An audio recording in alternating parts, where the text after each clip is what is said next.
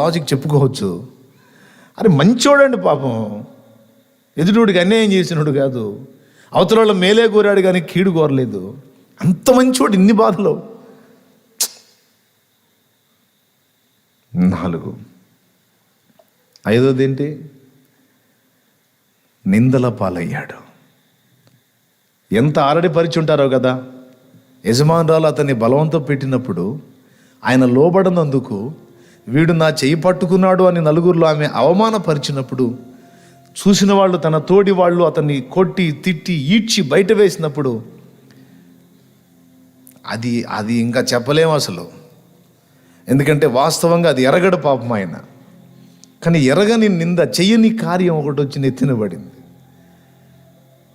చెయ్యని పాపం నెత్తినబడి అందరూ తల ఒక మాట నిలబెట్టి అంటా ఉంటే కనీసం నోరు తెరిచి తన పక్షాన తను వాదించుకున్నట్టు కూడా లేదు.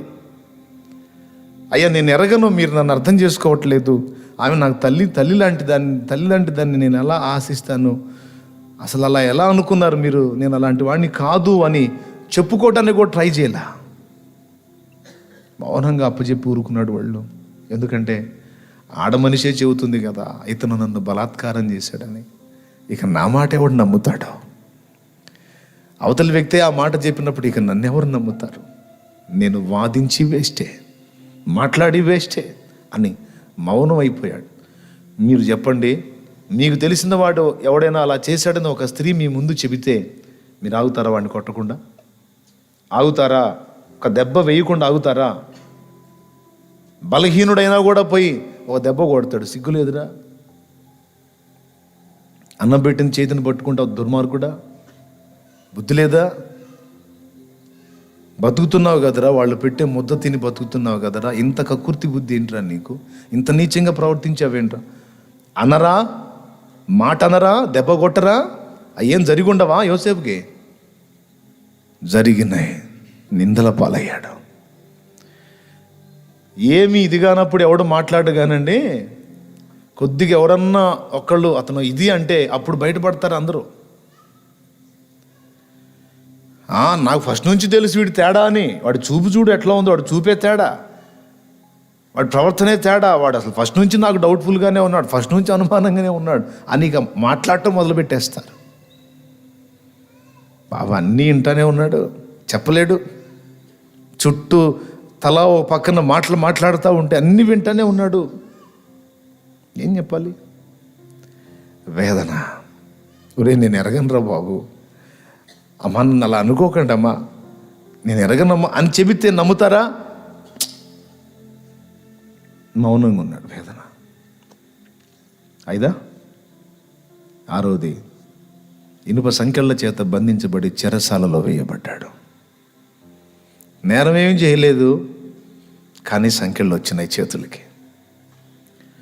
చెడిపోయినోడా, మంచోడా, దేవుణ్ణి ద్వేషించినోడా, ప్రేమించినోడా, తండ్రికి విధేయుడైన కొడుక, అవిధేయుడైన కొడుక? మరి అవిధేయులు ఎలా ఉన్నారు? విధేయుడిని నమ్ముకొని ఆ సొమ్ముతో కులుగుతున్నారు. ఓ చిన్న అబద్ధంతో తండ్రిని బురిడి కొట్టించి ముసలోడిని భలే మోసం చేశాంరా అని ఆనందపడుతున్నారు. తప్పు చేసిన వాళ్ళేమో ఆనందదాయకంగా జీవిస్తుంటే పాపం ఏ తప్పు లేకుండా నిజాయితీగా ఉన్నోడేమో నింద పాలైపోయాడు, సంకెళ్ళ పాలైపోయాడు. ఊహించండి, కోపం రావట్లేదా దేవుడి మీద? ఇదేమి న్యాయం? ఇదెక్కడే ధర్మం? ఏదన్నా అలాంటివి వస్తే ఆ దుర్మార్గులకు రావాలి, చెడిపోయిన వాళ్ళకి రావాలి, మంచి వాళ్ళకేంటి? నీతి నిజాయితీ అని బతికే వాళ్ళకేంటి ఈ పరిస్థితుల్లో? ఎందుకు ఈ బాధలు? చాలాసార్లు మనకు అనుకుంటాం ఈ మాటలో, మంచిగా బతికే వాడికి లేదన్నయ్య, నీతి న్యాయం లేదు అని అంత అవినీతి మార్గంలో వెళ్ళేవాడికి రోజులో మంచిగా బతికేవాడికి లేదన్నయ్య అని కొంతమంది అన్నంగా కూడా నేను విన్నాను. Praise the lord. హల్లెలూయా చెప్తారు గట్టిగా, హల్లెలూయా. చెరసాలలో వేదన పడ్డాడు. ఇక వాళ్ళు ఏది జీవితే అది చేయాలి. బానిస కన్నా కొంచెం స్వేచ్ఛ ఉంటుంది. చెరసాల్లో బానిస అన్న కాస్త బయట తిరిగే ఛాన్స్ ఉంటుంది. చెరసాల్లో ఉన్నోటికి అంతా లోపలే. అధికారి వచ్చినప్పుడు అలా కొట్టొచ్చు, తిట్టొచ్చు, ఏమైనా చేయొచ్చు, ఏమైనా జరగవచ్చు. టయానికి ఫుడ్ పెట్టవచ్చు, లేకపోతే పెట్టకపోవచ్చు. మంచి ఆహారం ఇవ్వచ్చు, చెడ్డ ఆహారం ఇవ్వచ్చు, చెప్పలేము. నేరస్తులకి మంచిగా చికెన్ బిర్యానీలు పెడతారా? ఏదో ఉన్నది తినాలా, ఏందంటే పగిలిపోద్ది. చెరసాలలో వేదన పడ్డాడు. 7వది, నమ్మకంగా సాయం చేస్తామని నమ్మించి పక్కకెళ్ళి మర్చిపోయిన వాళ్ళ వల్ల వేదన పడ్డాడు. నా కల వచ్చిందని ఇద్దరు చెప్పారు, భక్ష్యకారుల అధిపతి, పానదాయకుల అధిపతి.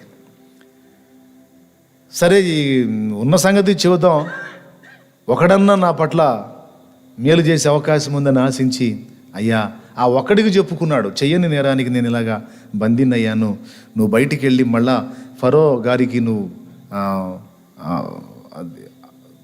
పానీయం అప్పగిస్తావు, మళ్ళా పాత్రను అందిస్తావు. అలా అందించినప్పుడు రాజుగారికి ఒక్క మాట చెప్పవా, నేను తప్పకుండా దేవుడు అక్కడ తీసుకెళ్ళి మళ్ళీ నిన్ను ఆ డ్యూటీలో పెట్టేస్తాడు, నీ ఉద్యోగం నీకు వస్తుంది, నీకేం కాదు. అలా నువ్వు వెళ్ళి నువ్వు ఆశీర్వదించబడ్డప్పుడు నన్ను గుర్తు చేసుకుంటావా? ఒక్కసారి రాజుకు ఒక్క మాట చెప్పు, ఈ చెరసాల జీవితం కొంచెం దుర్భరంగా ఉంది, కొంచెం నీకు ఏదైనా అవకాశం ఉంటే చెప్పు అంటే, భలేవాడివే, అస్సలు నేను బయటికి వెళ్ళగానే ఫస్ట్ చేసే పని అంటే తెలుసా, నువ్వు చెప్పిన ప్రకారం నాకు జరిగితే, నేను డ్యూటీలోకి వెళితే ఆ మొదటి రోజే నేను నీ గురించి రాజుతో మాట్లాడతాను, నేను బయటికి తీపిస్తాను యోసేపు, అస్సలు మాట తప్పనుగా అంటే పాపం ఆశపడ్డాడు. 1 రోజు అయింది, 2 రోజులైంది, 3 రోజులైంది, 4 రోజులైంది, 5 రోజులైంది, ఏ సమాచారం రాలా. ఎవరైనా సైనికులు చక వస్తే నా కోసమే వస్తున్నారేమో, నన్ను బయటికి తీసుకెళ్ళటానికే వస్తున్నారేమో అని పాపం పరితపించాడు. రోజులు అయిపోయి, వారాలు అయిపోయింది, నెలలు అయిపోయింది, ఆశపోయింది, సంవత్సరం అయిపోయింది. అయ్యో, ఇతను కూడా నన్ను మోసం చేశాడే. 2 years, 2 సంవత్సరాలు నిరీక్షణ. చివరికి ఎన్నోది ఇది, 7వది, 7 విధముల వేదన పడ్డాడు. మాట ఇచ్చి తప్పాడు అతను. అదేందన్నయ్య, చివరికి అతనే కదా చెప్పిందంటే, నో నో నో నో, దేవుడు జోక్యం చేసుకున్న తర్వాత అతను లైన్లోకి వచ్చాడు. దేవునికి స్తోత్రం కలుగును గాక. మంచివాడు, మేలు చేసేవాడు, దేవుని ప్రేమించిన వాడు, ఇన్ని కొలతలు కలిగిన యోసేపు జీవితం సుఖంగా సాగిందా, శ్రమలతో సాగిందా? దేవునికి స్తోత్రం కలుగును గాక. ప్రియులారా, బైబిల్ గ్రంథం చదవటం కాదండి, వ్యక్తులు భక్తుల జీవితాల్లోకి మనం ప్రవేశించి పరకాయ ప్రవేశం చేయాలండి. ఆ పాత్రలోకి మనం వెళ్ళిపోవాలి. వెళ్ళి ఆ జీవితాన్ని మనం అనుభవిస్తే అది ఎలా ఉంటుంది అని ఆ సన్నివేశంలో మనల్ని ఉంచి ఊహించుకోవాలి. మనం ఎలా స్పందిస్తాం, అప్పుడు ఎలా రియాక్ట్ అవుతాం అనేది ఊహించుకుంటే అప్పుడు అర్థమవుతుంది అక్కడ అతను ఎంత బాధపడ్డాడో.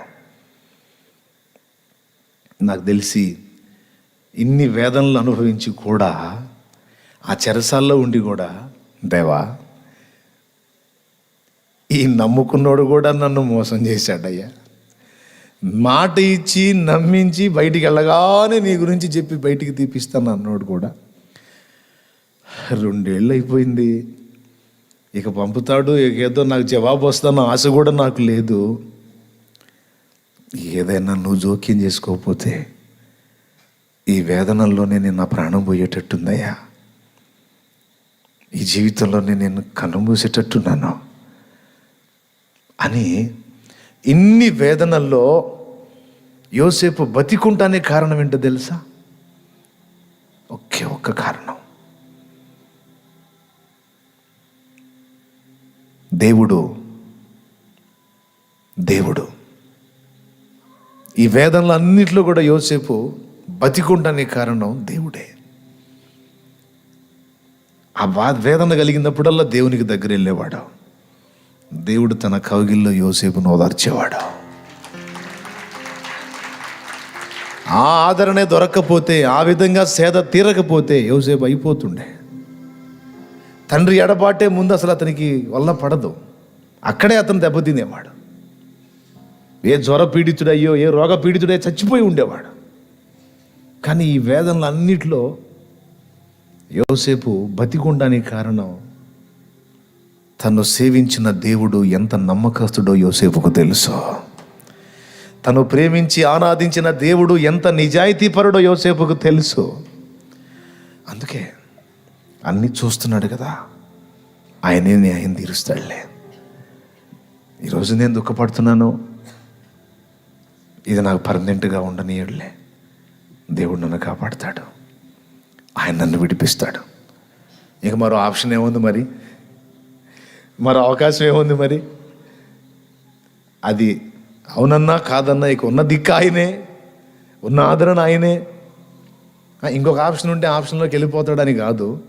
ఇక లేదు మరి, ఇక ఎవరు ఓదారుస్తారు, ఎవరు ఆదరిస్తారు? ఉన్నారా ఎవరన్నా? ఎవరు ఆదరించరు, ఎవరు పట్టించుకోరు.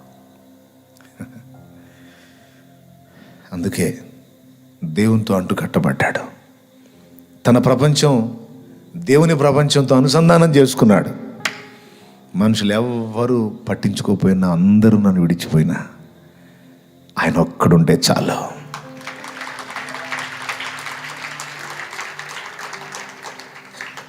ఒంటరినై తోడు లేక దూరమై తిని, ఓదార్చేవారు లేక భారమై తిని. ఒంటరినై తోడు లేక దూరమై తిని, ఓదార్చేవారు లేక భారమై తిని. తండ్రి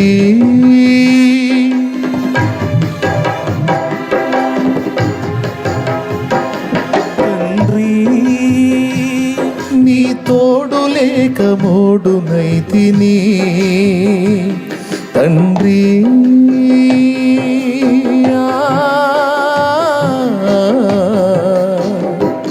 తండ్రి తండ్రి తండ్రి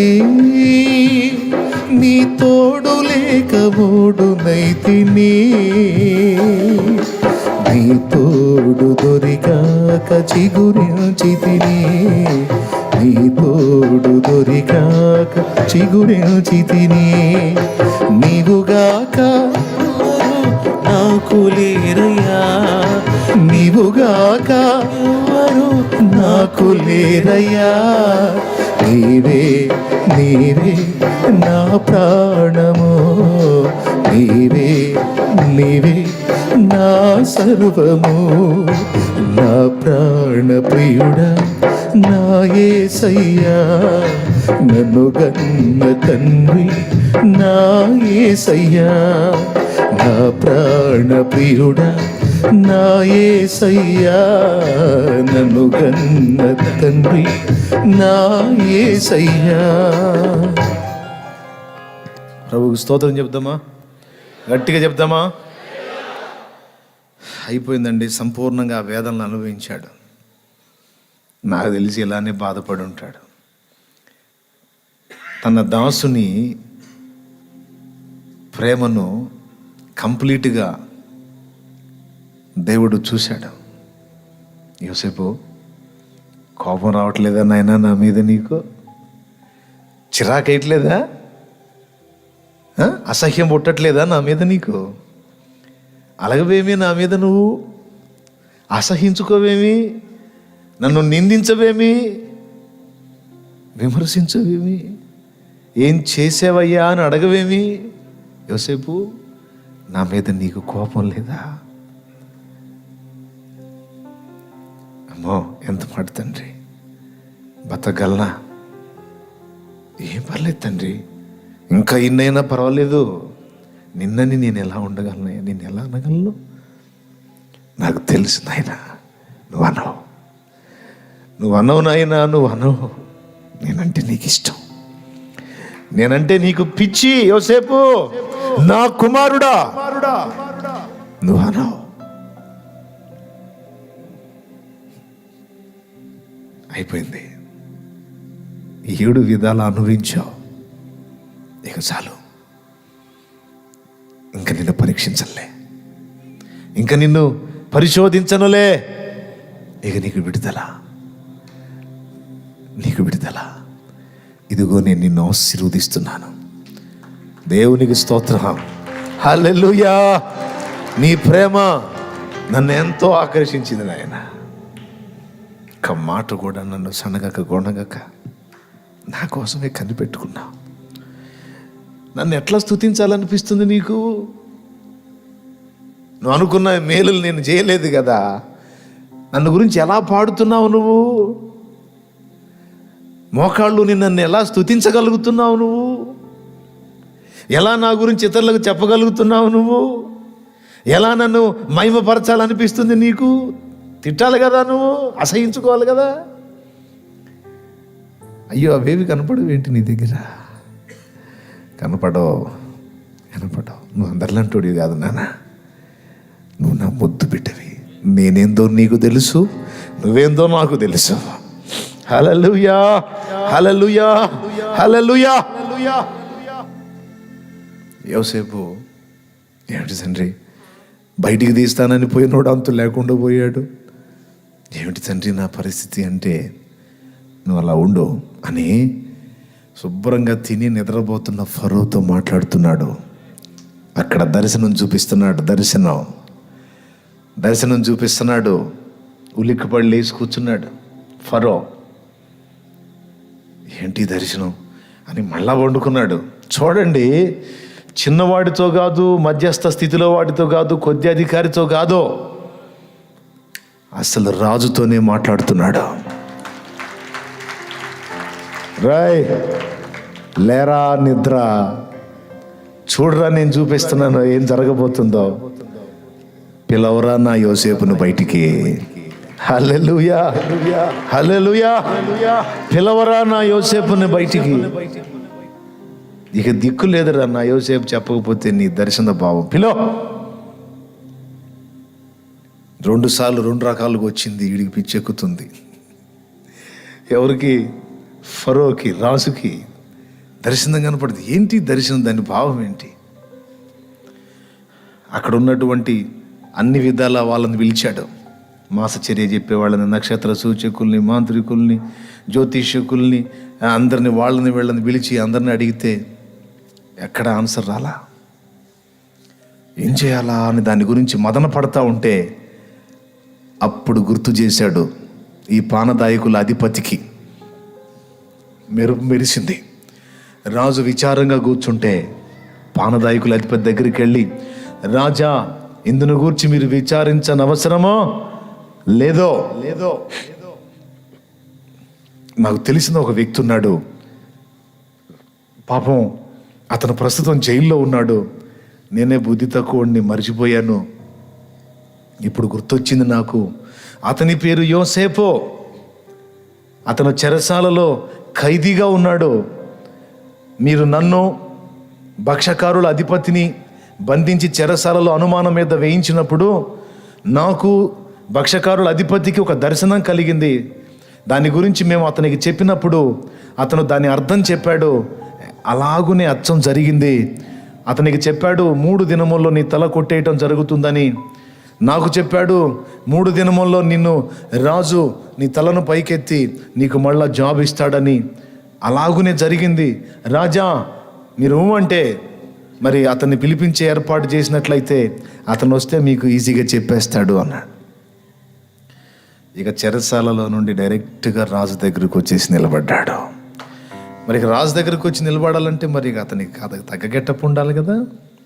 ఒక్క దెబ్బకి ఆ చెరసాల ఖైదీ గెటప్ మొత్తం మారిపోయి ఒక యువరాజులాగా వెళ్ళిపోయి నిలబడ్డాడు అక్కడ. దేవునికి స్తోత్రం కలుగును గాక. పిల్లరా, 7 వేదనలు అనుభవించాడు కదా. ఈ 7 వేదనలు సంపూర్ణంగా అనుభవించి కూడా దేవుణ్ణి ప్రేమించి సనగనందున, విసర్జించనందున, ప్రభువుని హత్తుకొని ఉన్నందున మరి 7 ఆశీర్వాదాలు స్వతంత్రించుకున్నాడు యోసేపు. 7 వేదనలకు 7 ఆశీర్వాదాలు. తెలుసా? ఆ ఆశీర్వాదాల్లో మనం బాగా చెప్పదగ్గది, ఇశ్రాయేలు 12 గోత్రాలలో అందరికీ ఒక్కొక్క గోత్రం కేటాయించిన దేవుడు యోసేపుకు 2 గోత్రాలు ఇచ్చాడు. యోసేపు 2 పిల్లల్ని గోత్రకర్తల లిస్టులోకి చేర్చి ఆ 2 పిల్లల నుండి వచ్చిన సంతానాన్ని ఇశ్రాయేలు జనాంగంలో చేర్చాడు, వాగ్దాన సంతానంలో చేర్చాడు. మిగిలిన వాళ్ళందరికీ ఒక గోత్రమే, యోసేపుకు మాత్రం 2 గోత్రాలు. ఎఫ్రాయిం, మనష్షే. సంతానపరమైన ఆశీర్వాదం. హల్లెలూయా. రెండవది, పోతీఫెరో యోసేపుకి ఏమవుతాడు? పోతీఫెరో యోసేపుకి ఏమవుతాడు? యజమాని. యోసేపు పోతీఫెరో బానిస. కానీ మీకు ఒక వింత సంగతి చెప్పనా? యోసేపు రాజు దగ్గర ఆధిక్యత పొందిన తర్వాత తన యజమానికే యజమాని అయ్యాడు.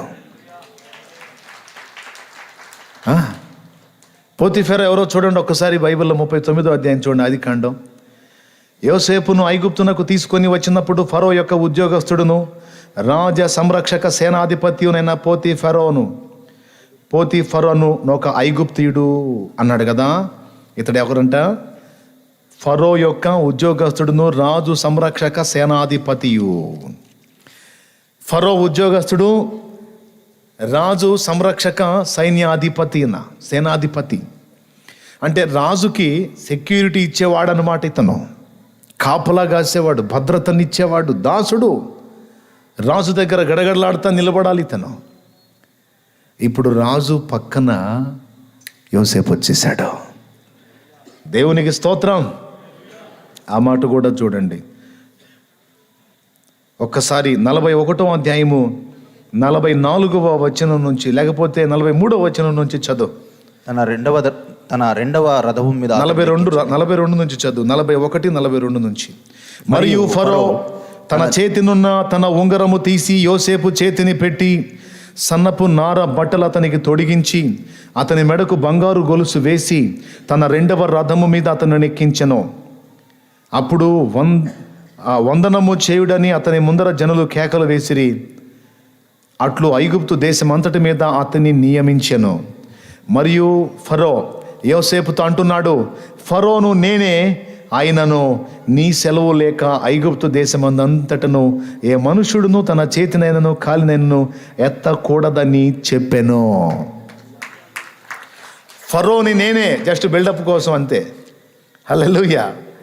కానీ నీ సెలవు లేక ఎవడో కూడా చెయ్యి కానీ కాలు కానీ ఎత్తడానికి వీలు లేదు అంటే, మరి ఇప్పుడు రాజు సంరక్షక సేనాధిపతి సంగతి ఏంటి?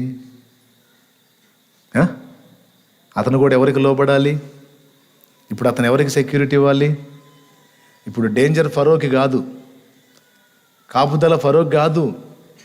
ఫరో ఇప్పుడు హాయిగా గదిలో కూర్చొని ఆ ద్రాక్షలు తింటూ ఎంజాయ్. ఫరో ఎందుకు తెలుసా? ఒక నమ్మకమైనటువంటి వ్యక్తి దొరికాడు ఫరోకి. ఒక నమ్మకమైన బాధ్యత నెరిగి చక్కగా అన్ని బాధ్యతలు అద్భుతంగా నెరవేర్చి అతని కంటే కూడా దేశాన్ని క్షేమంగా కాపాడగలిగిన యోధుడు దొరికాడు ఇప్పుడు. ఇంకేం దిగులు? అంత నమ్మకమైన పరిచారకుడు, అంత నమ్మకమైన పనివాడు దొరికితే మొత్తం పట్టం కట్టి, అయ్యా ప్రజలు ఇబ్బంది పడకుండా బిల్డప్ కోసమే నేను ఫరో, కానీ నా ఇంట్లో కూడా అంత నీ పెత్తనమే అన్నాడు. దేవునికి స్తోత్రం కలుగునుగా. ఇప్పుడు రాజ వ్యవహారాన్ని చక్కబెట్టేవాడెవరు? యోసేపు. రాజ బాధ్యతలన్నీ చక్కబెట్టేవాడెవరు? ఐగుప్తు దేశం అంతటి మీద అతన్ని నియమించను అన్న మాట మర్చిపోవద్దు. అవునా? ఇప్పుడు పోతీఫెరో ఎవరికి సెక్యూరిటీ ఇవ్వాలి? సెక్యూరిటీ ఎవరికి ఇవ్వాలి ఇప్పుడు? యజమానుడు అని ఎవరిని పిలవాలి? యజమానికే యజమానిని చేశాడండి. చూడు అసలు ఎట్లా సింకు చేస్తాడో. దేవునికి స్తోత్రం కలుగునుగాక. హల్లెలూయా.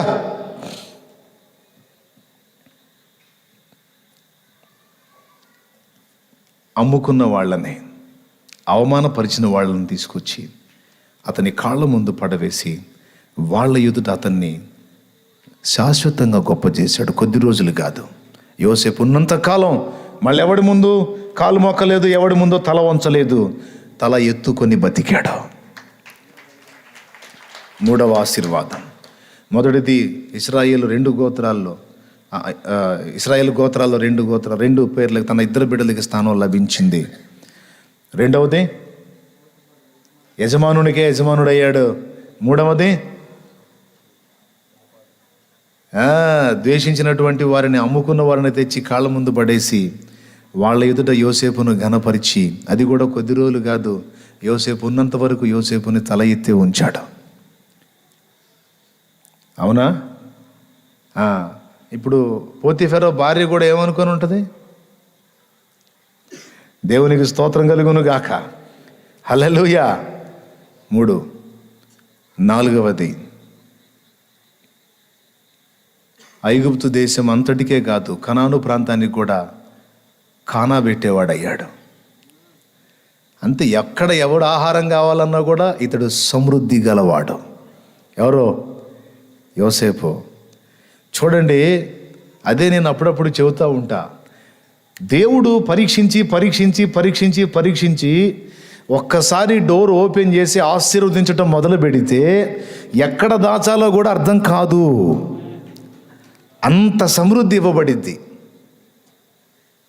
పరీక్షించి అని ఓపెన్ చేశాడు ఆ డోరు. ఇక మనం ఎక్కడ దాచాలో కూడా అర్థం, అంత సమృద్ధిని ఇస్తాడు ఆయన. నీ గిన్నె నిండి పొర్లి పారేటట్టు చేస్తాడు. తరిగిపోని దీవెన, అయిపోని ఆశీర్వాదం నీకు లభించేటట్టు చేస్తాడండి ఆయన. యోసేపుకి అట్లా చేశాడు. ఆయన కడుపు ఒక్కటే నింపుకున్నాడా? దేశం మొత్తం మీద నియమింపబడ్డాడు కదా. మళ్ళీ చూడండి, ప్రజలందరూ వచ్చి, అయ్యా మాకు ఆహారం ఇవ్వంటే తప్పకుండా ఇస్తాను, ఆహారం ఇవ్వనని ఆపలా, ఇస్తానని ఇచ్చాడు. మళ్ళీ పాపం తనను నియమించినటువంటి రాజుకు అన్యాయం జరగకుండా వీళ్ళ దగ్గర నుండి పైకం అతనికి ఇప్పించి, దాన్ని ఇప్పించి, తనను నమ్మినటువంటి రాజుకు అన్యాయం చేయలేదు, తనను నమ్ముకొని వచ్చిన ప్రజలకి అన్యాయం చేయలేదు. ఇద్దరిని కాపాడుకున్న నీతిమంతుడు ఆయన. సొంత వాళ్ళని, అన్యుల్ని కూడా కాపాడి పోషించి పెట్టాడండి. అంత ఇచ్చాడు యోసేపుకి దేవుడు. దేవునికి స్తోత్రం కలుగును గాక. హల్లెలూయా. ఇంకేం చేశాడు? ఇంకేమేమి ఆశీర్వాదాలు పొందాడు? తండ్రిని మళ్ళా రథం మీద ఎక్కించుకొని తీసుకొచ్చి తన యొద్ద చేర్చుకున్నాడు. అసలు సన్నివేశాలు అన్నిట్లోకి సూపర్గా ఉండే సన్నివేశం అదే. అన్నలకి తను తాను కనబరుచుకున్న తర్వాత, అన్న నాన్న బ్రతికే ఉన్నాడా, క్షేమంగా ఉన్నాడంటే, బాగున్నాడయ్యా, బతికే ఉన్నాడు, కానీ నీ గురించి చాలా బాధపడ్డాడు యోసేపు. పర్లేదన్నా, ఇదిగో రథాలు ఉన్నాయి, తీసుకెళ్ళండి, నాన్నను తీసుకొని రండి. నేను ఈ రాజ్యం మొత్తం మీద బాధ్యతలో ఉన్నాను, లేకపోతే నేనే వచ్చేవాడిని. మళ్ళీ కొన్ని రోజులు జర్నీ అయింది కదా, ఈ టైంలో మళ్ళీ ఇక్కడ ఆయన అన్ని నన్ను నమ్మి బాధ్యత అప్పచెప్పాడు. నేను అక్కడికి వస్తే మళ్ళీ టైం నాకు ఇక్కడ ప్రజలు అన్యాయం అయిపోతారు, అందుకని నేను ఈ విధుల్లో ఉండాలి కనుక మీరు వెళ్ళి నాన్నని తీసుకొని రండి, ఇగో రథాలు తీసుకెళ్ళండి అంటే బయలుదేరారు. బయలుదేరితే ఏమన్నాడో తెలుసా? అన్న మిమ్మల్ని నాన్న నమ్మడన్నా మీరు చెబితే, యోసేపు బతికున్నాడంటే నమ్మరు.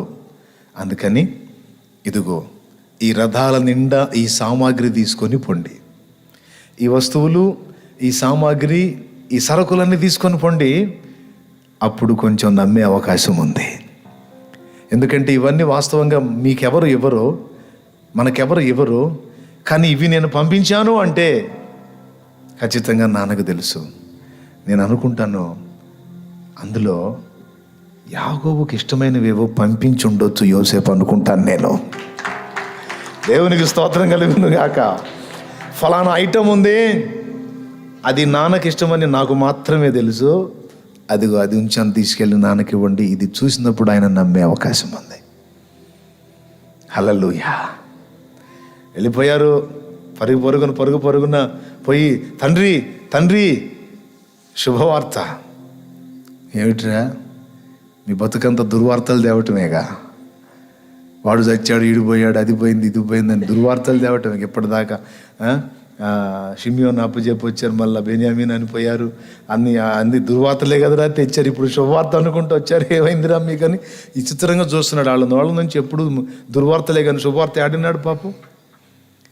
ఏంద్రా వీళ్ళేంది విచిత్రంగా మాట్లాడుతూ శుభవార్త అంటే వీళ్ళు మొఖాలు ఏంద్రా వెలిగిపోతున్నాయి అని వాళ్ళ మొఖాలు పరిశీలనగా చూసి ఏదో నన్ను మళ్ళీ గ్యాంబ్లింగ్ చేస్తున్నారు. ఈ రథాలు చూడు తండ్రి, ఇదంతా చూడు తండ్రి, ఇదంతా ఏంటో తెలుసా? ఐగుప్తుని వెళ్తున్నాడని చెప్పామే, అతను ఎవరో కాదు తండ్రి, మన యోసేపే, నీ చిన్న కుమారుడైన యోసేపే వెళ్తున్నాడు తండ్రి, నిన్ను తీసుకొని రమ్మని పంపించాడు అంటే లోపలికి వెళ్ళిపోయాడు.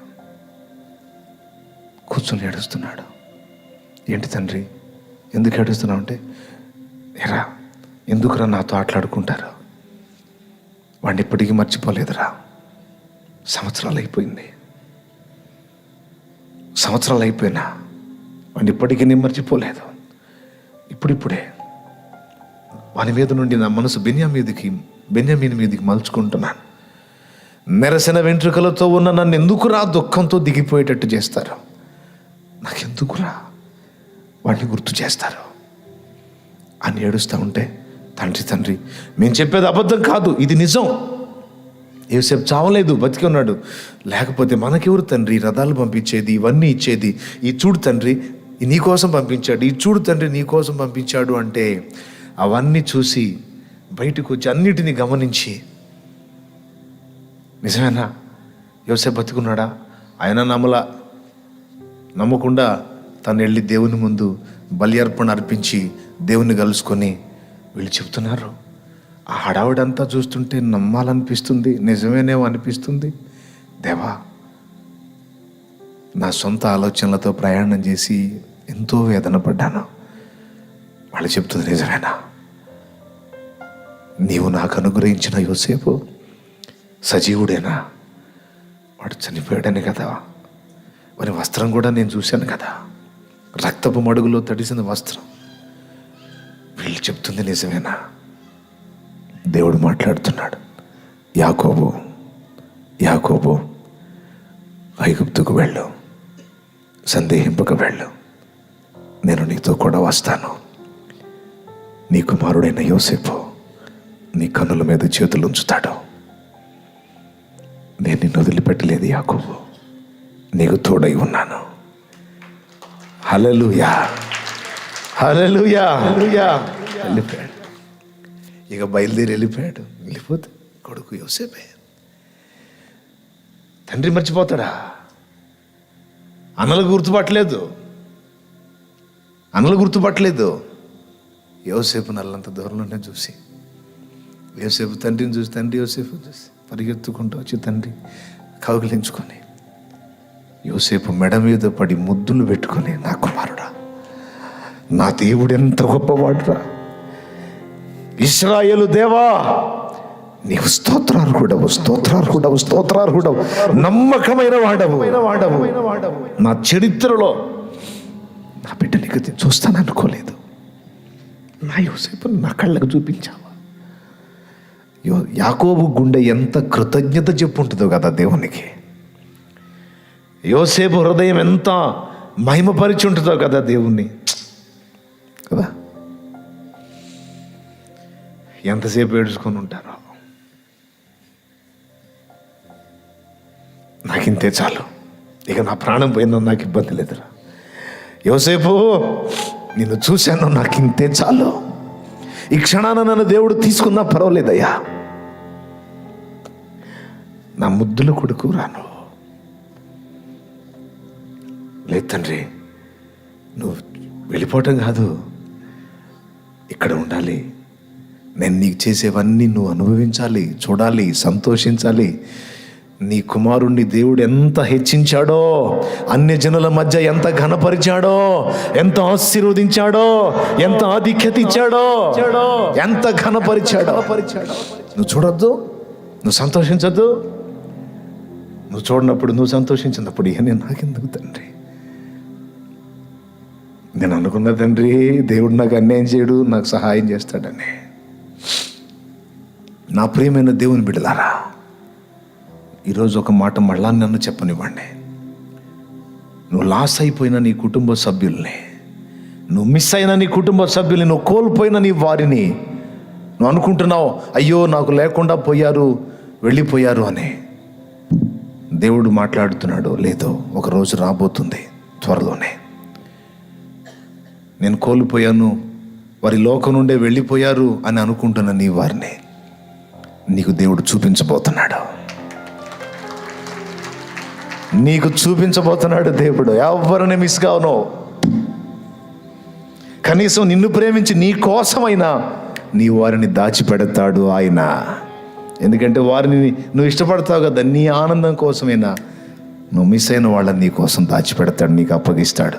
ఏడ్చావుగా, ఎందుకు ఇలా చేసావు, అందుకు అలా చేసావు, ఎందుకు ఇలా చేసావు అని సణిగి గొండికి నన్ను అన్నావుగా. ఎక్కడికి వెళ్ళారు? యాకోబుకి యోసేపునిచ్చిన దేవుడను నీకు నీ వారిని ఇవ్వలేనా? నన్ను దాటిపోయేవారెవరు, నన్ను కానకుండా పోయేవారెవరు ఎక్కడికి పోతారు? అందరూ నా దగ్గరే ఉన్నారు, వాళ్ళందరినీ నీకు చూపిస్తాను అంటున్నాడు దేవుడు. నువ్వు మిస్ అయ్యాను అనుకున్న నీ వారిని, నీ తల్లిని, నీ తండ్రిని, నీ తోబుట్టువులనే, నీ సంతానాన్ని నీకు చూపిస్తాడు ఆయన. నిజం నిజం నిజం. మనసారా స్తుతించు దేవుడిని. హల్లెలూయా చెప్పు, మనసారా చెప్పు హల్లెలూయా.